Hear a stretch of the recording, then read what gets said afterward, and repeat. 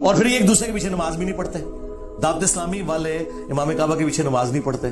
جو امام کعبہ کے پیچھے نماز نہیں پڑھتے, مسجد نبی کے امام کے پیچھے نماز نہیں پڑھتے, وہ آپ کو نماز کی دعوت دے رہے ہیں تو وہ اپنی نماز اور اپنے فرقے کی نماز کی دعوت دے رہے ہیں, اسلام کی نماز کی.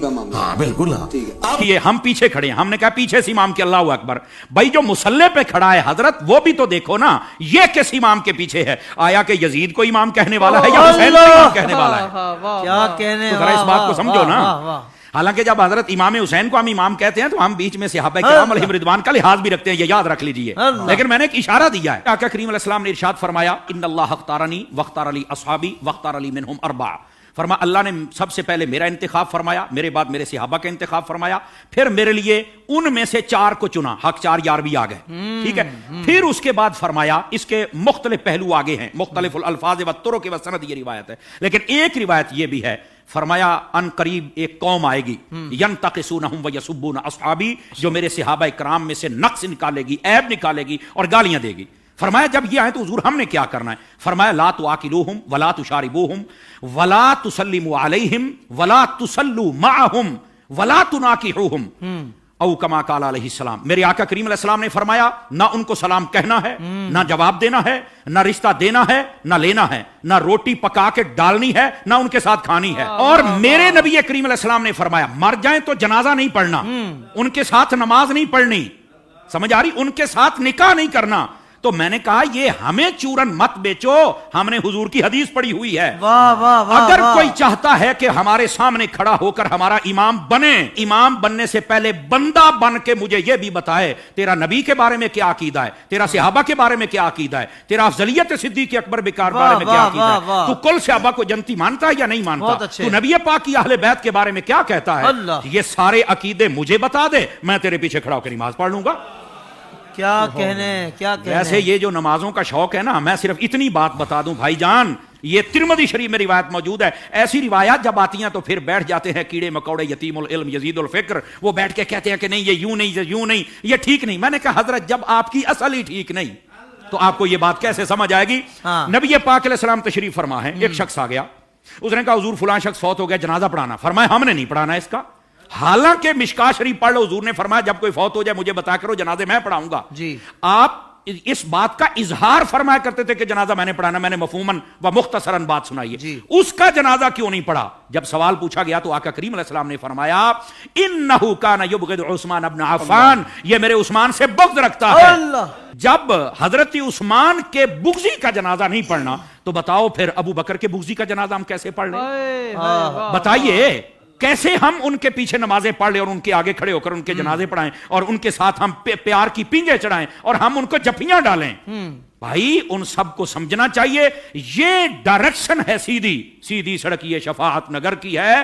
اس سڑک پر آ جائیں جس کا نام راستہ اہل سنت ہے, ہم تمہارے پیچھے کھڑے ہو کر نمازیں پڑھنے کے لیے تیار ہیں. تو جب عقیدہ ہی واضح نہیں ہے تو اڈی پنجابی کہندے نے ویکھ کے زہر تو کوئی نہیں پیندا.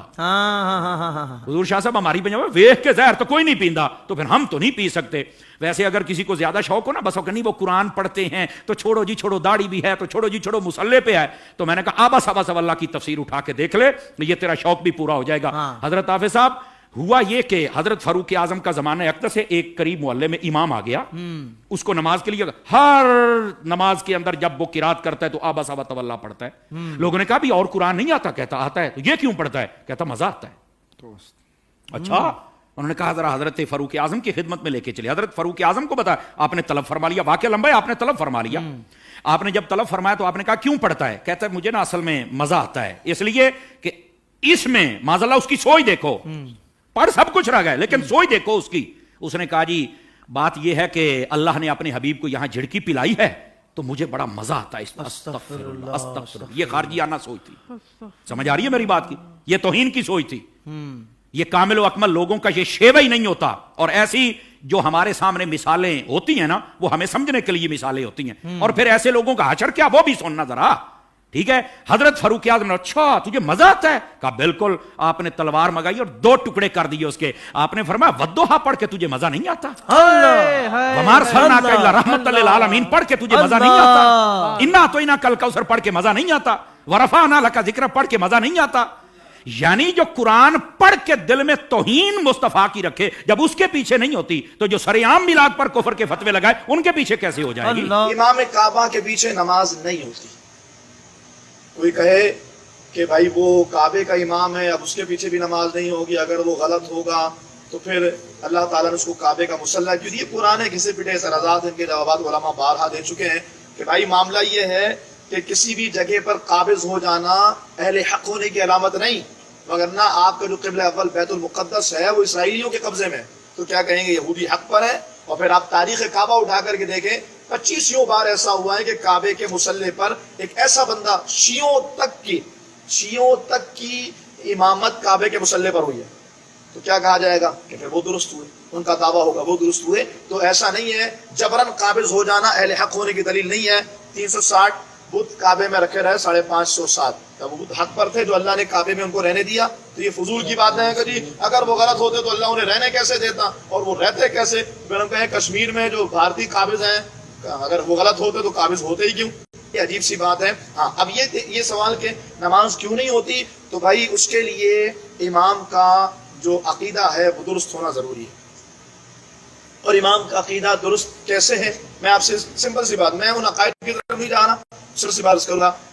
آپ کے کسی عزیز کی کسی رشتہ دار کی قبر ہے اور اس رشتہ دار کی قبر کو برابر کر دیا کسی بندے نے, مسمار کر دیا, اس کے پیچھے نماز پڑھیں گے؟ جنت البقیع میں 10,000 صحابہ کرام کی قبروں پر بلڈوزر چلا دیا گیا, پھر بھی ہم کہیں کہ جی وہاں پر ہے. صحابہ کرام جناب مسجد قباء کے باہر جو قبرستان تھا, میری جو سیکنڈ لاسٹ حاضری تھی اس میں جب میں گیا تھا تو بعد وہاں کے عرب نے بتایا مجھے کہ یہاں پر کھدائی کی ہے اور کرینوں کے ذریعے تر و تازہ لاشیں نکالیں, اور ان کو پتہ نہیں کہاں منتقل کر دیا. آج مسجد قباء کے سامنے پلین بہت بڑا سا گراؤنڈ بنا دیا, قبروں کو بلڈوز کر دیا, نام و نشان مٹا دیا. پھر یہ بات کی جائے تو کہا جی وہ شرک کو مٹا رہا ہے. اور ظالموں, اگر ایک قبر بنی ہے تو اس میں کون سا شرک ہو رہا ہے؟ کون سے شرک ہے مجھے بتائیں؟ ایک قبر ہے مسلمانوں کا قبرستان, اس کو بلڈوزر چلانا, یہ کون سا شرک ہے؟ یہ ایک بات ہے. اس کے علاوہ 20 ایسی خباثتیں ہیں جس کے تناظر میں یہ بات بالکل طے شدہ ہے. اور اگر کسی کو پھر بھی بات سمجھ میں نہ آئے تو محمد بن عبد الوہاب نجدی کی کتاب التوحید ہے, اس کو اردو ترجمہ ملتا ہے, اس کو پڑھیے آپ. اس میں ان کے وہابیوں کے عقائد لکھے ہیں. جس محمد بن عبد الوہاب نجدی کو یہ لوگ اپنا مقتدا مانتے ہیں, جس کا نظریہ بھی سعودیہ میں رائج ہے, اس ابن عبد الوہاب نجدی کو پڑھیں تو آپ کو پتا ہوگا ننگی گالی اس نے اپنی کتاب میں دی ہے, اور یہ سارے اس کو فالو کر کے اس کو اپنا بڑا اپنا امام اپنا مقتدا مانتے ہیں. وہ توصیف الشیطان جب اس کا نام لیتا ہے تو رحمۃ اللہ علیہ پتہ نہیں کیا کیا بول رہا ہوتا ہے. تو اس لیے ایسے لوگوں کے پیچھے نماز نہیں ہوگی جن کی